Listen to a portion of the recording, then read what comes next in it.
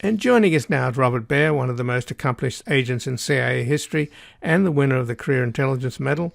He's the author of 4 New York Times bestsellers, including Sleeping with the Devil, How Washington Sold Our Soul for Saudi Crude.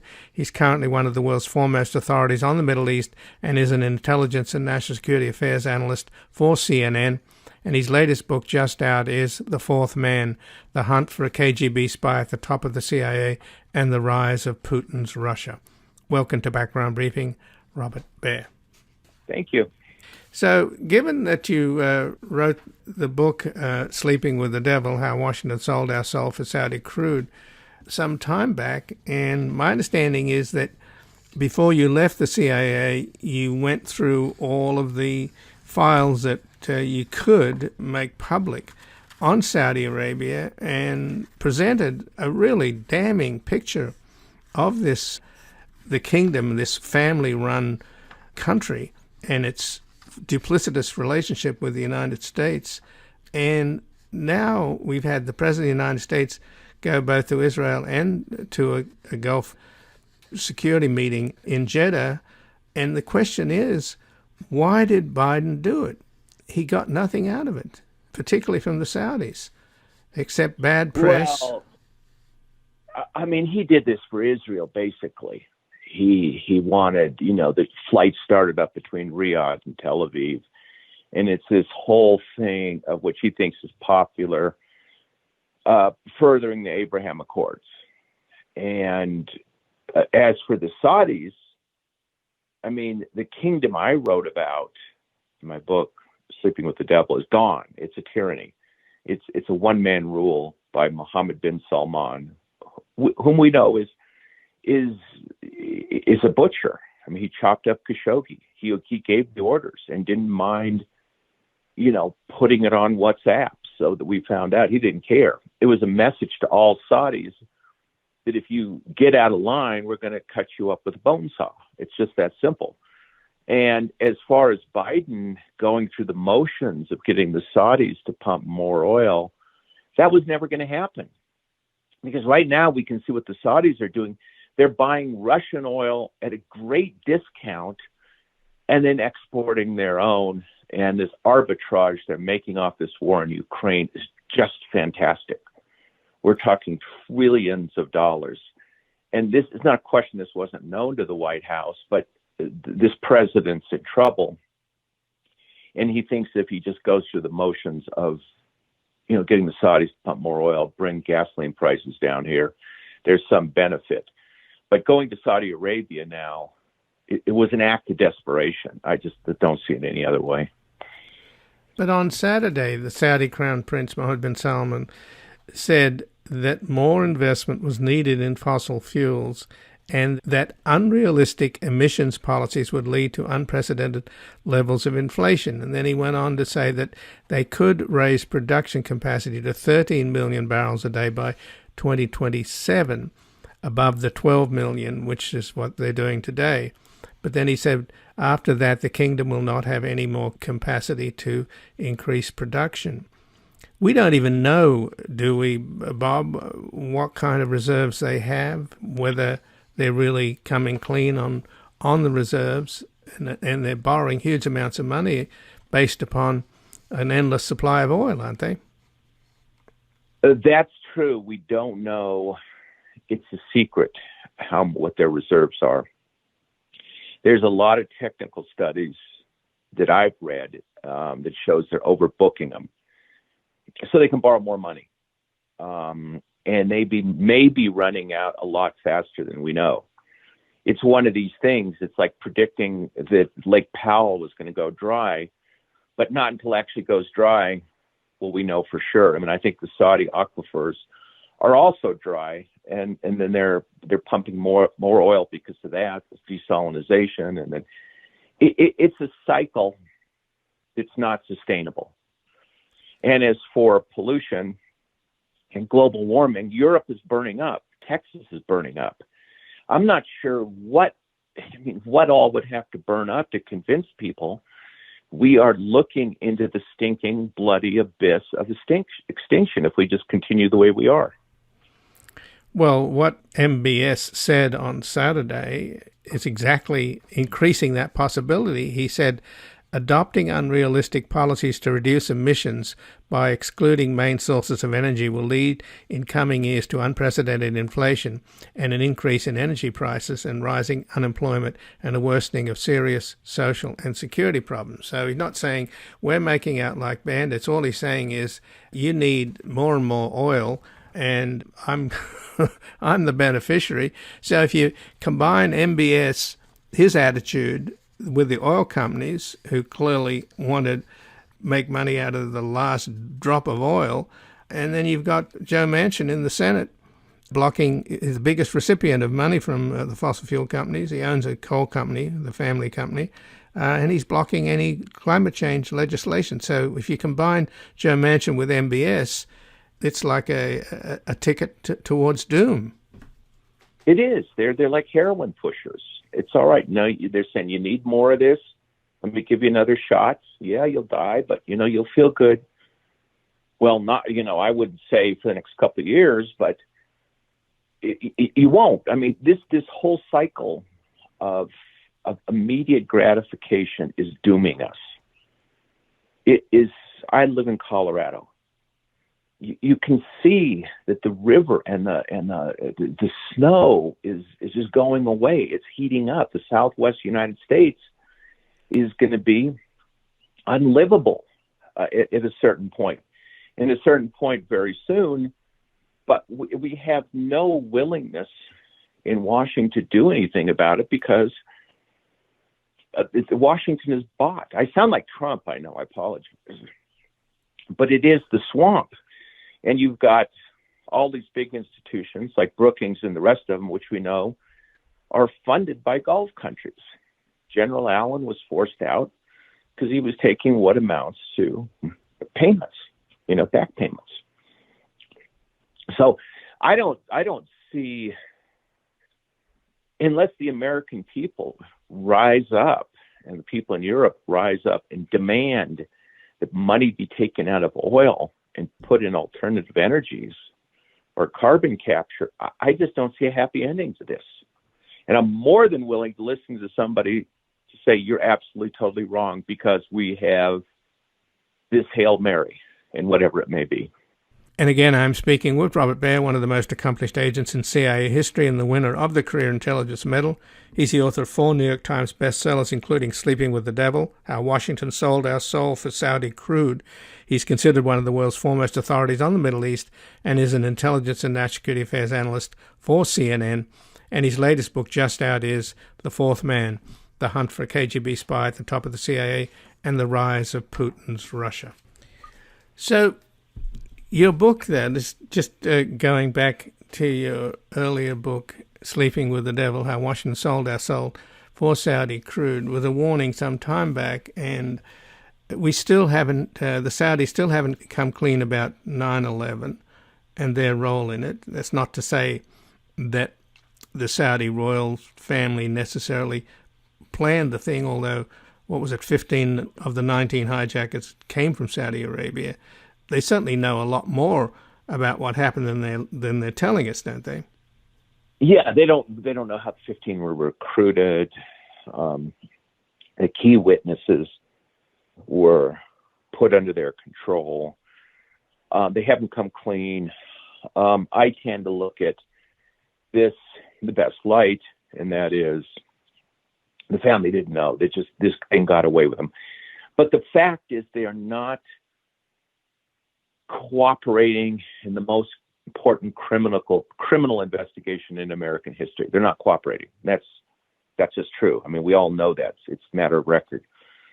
And the fact that the Crown Prince, the de facto leader, would order a Washington Post contributor chopped up alive, and there's no repercussions.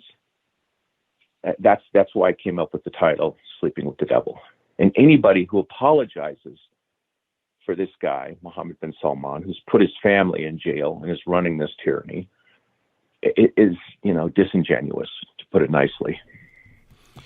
Well, Saad al-Jabri, the former intelligence chief working under Prince Naif, who was originally the crown prince. And what happened was that with Trump's intervention and urging, they were able to leapfrog MBS over Mohammed bin Naif, who was popular in Washington.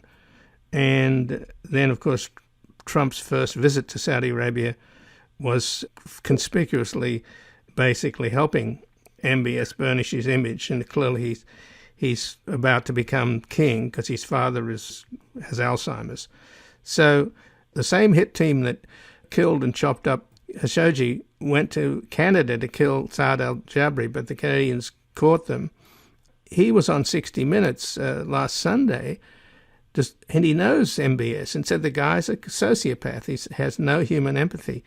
And I just don't understand what can we do? The idea that this guy is going to become the king of Saudi Arabia and is the dangerous punk that he is there any recourse? Biden clearly didn't achieve anything.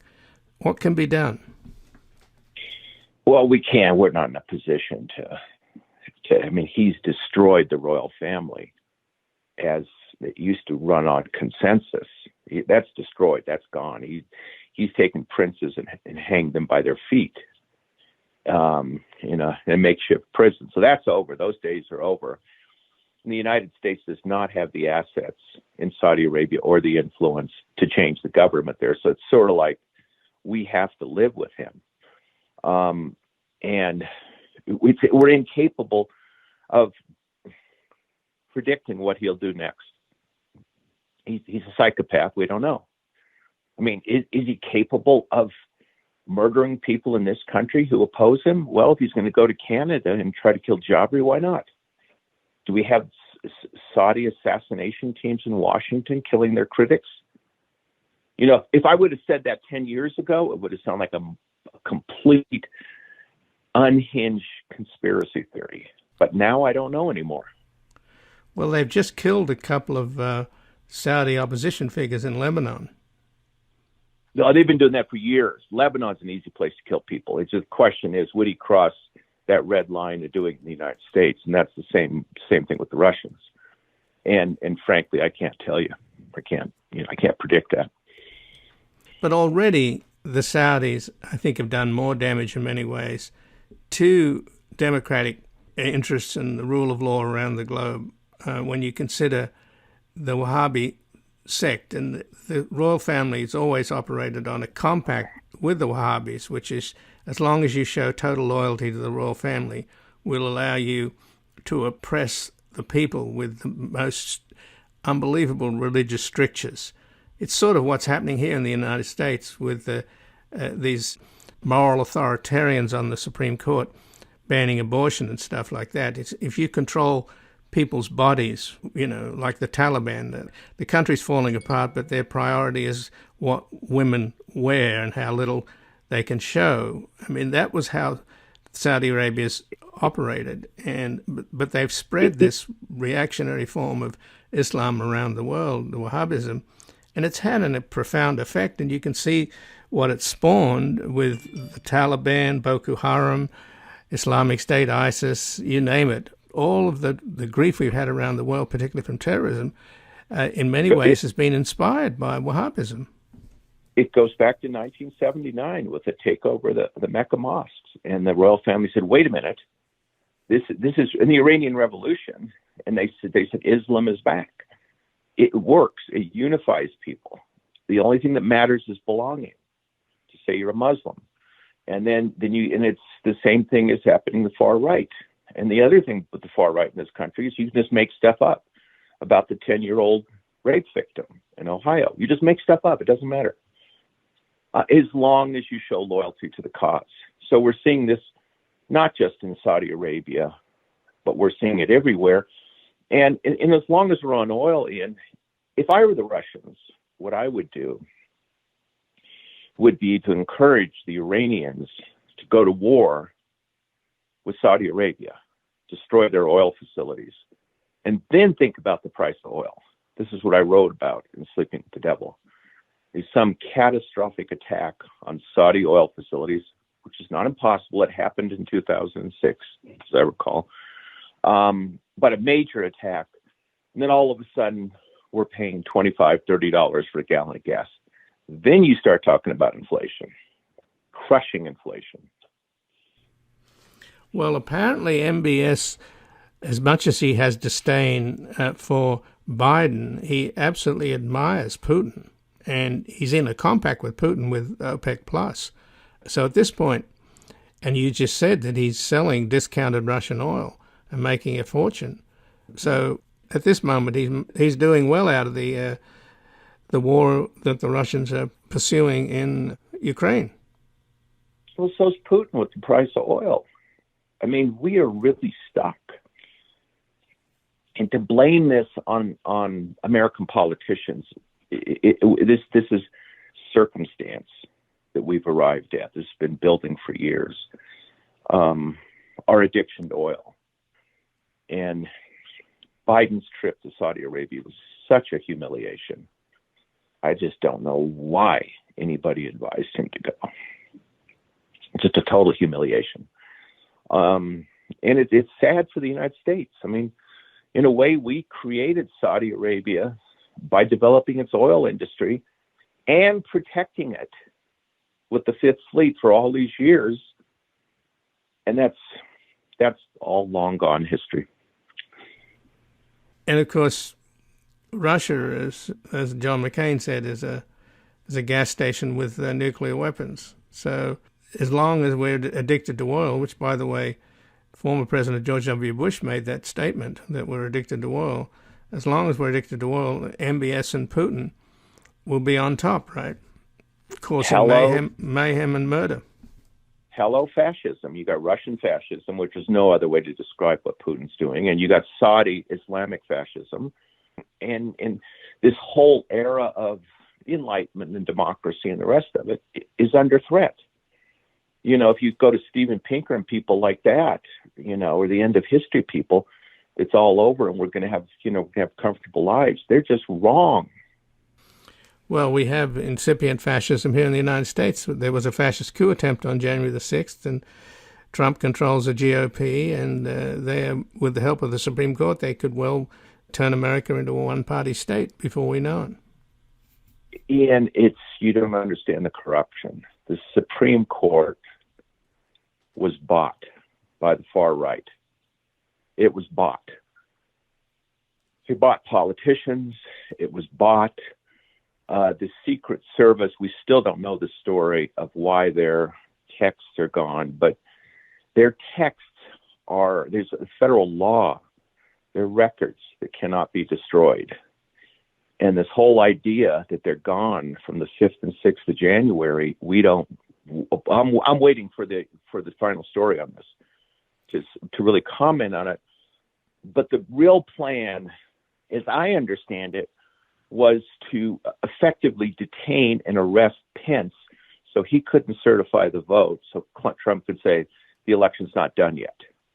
And nobody's focusing on that because there may, this is speculation, been orders to the Secret Service, get Pence out of there ostensibly because of the riots. But so he's removed, he can't certify the vote. And Secret Service was part of that. And we simply don't know what part of the Secret Service is loyal to Trump, just as we don't know what part of the military is far right and how they would react to more troubles in Washington. All you need is the 82nd Airborne, part of it, to fly to Washington, and it's game over. Well, we know that Tony Arnado, who was a deputy chief of staff, was the head of the Secret Service detail as well, former Secret Service guy. And Pence didn't want to get into the limo for the very reason that you just said. He was suspicious that he said to his detail, he said, I'm not worried about you guys. He said, I'm worried about the driver. Where are they going to take me? Yeah, exactly. I would have been too. Clearly, this was a coup, and it's a question of people are so apathetic. I'm not even sure the way this is going to come out. But if 10 years ago, Ian, I had talked to you about that the Secret Service is going to kidnap the vice president, to throw an election, you would not even have considered that for a treatment for Hollywood. It would have been so conspiratorial and just stupid. You would have just ignored me. But now we are talking about this real possibility. And I just don't, you and I don't know how bad it is until we get the records on this. And I fear for the worst. Well, Robert Baer, I thank you very much for joining us here today. For that happy message? Exactly. I'm slumping in depression as we speak, but I appreciate the information. And thanks again. Great. Thanks. And again, I've been speaking with Robert Baer, who's one of the most accomplished agents in CIA history and the winner of the Career Intelligence Medal. He's the author of 4 New York Times bestsellers, including Sleeping with the Devil, How Washington Sold Our Soul for Saudi Crude, and he's considered one of the world's foremost authorities on the Middle East and is an intelligence and national security affairs analyst for CNN. And his latest book, just out, is The Fourth Man, The Hunt for a KGB Spy at the Top of the CIA and the Rise of Putin's Russia. We're going to take a brief station break and back examining the one man in America who not only shares MBS's objections to reduce fossil fuel dependence to save the planet, but was able to stymie for a second time Biden's efforts to do something.